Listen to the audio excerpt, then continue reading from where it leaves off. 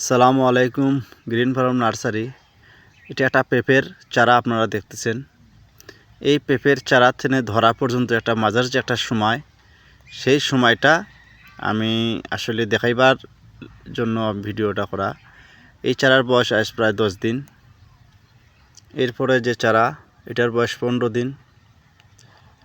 এরপরে যে চারা 2 মাস, এটার বয়স।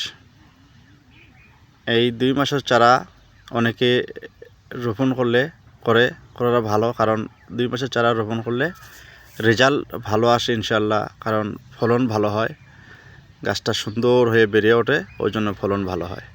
তাই আপনারা চেষ্টা করবেন যাতে 2 থেকে 2.5 মাসের চারার বয়স হতেই আপনারা জমিনে লাগানোর জন্য চেষ্টা করবেন।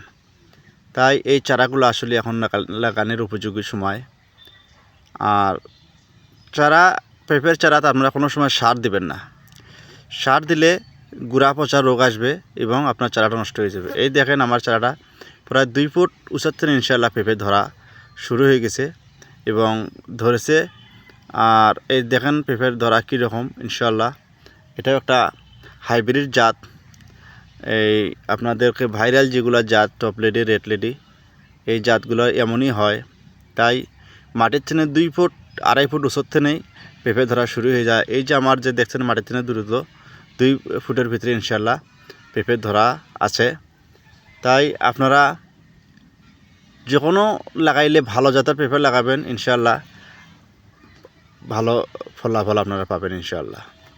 এটাও একটা পেঁপের জাত। দেখেন এইটার পেঁপের জাত একটা ধরা দেবে, মাঝখানে একটা গ্যাপ দিয়ে আবার উপরে গিয়ে আবার এক চুপ ধরবে। এটাই আর কি এর বৈশিষ্ট্য, ধরার নিয়ম। দেখতে পারতেছেন আপনারা গাছটা কত সুন্দর। হাইব্রিড চারা লাগাবেন, ইনশাল্লাহ ফলন ভালো পাবেন।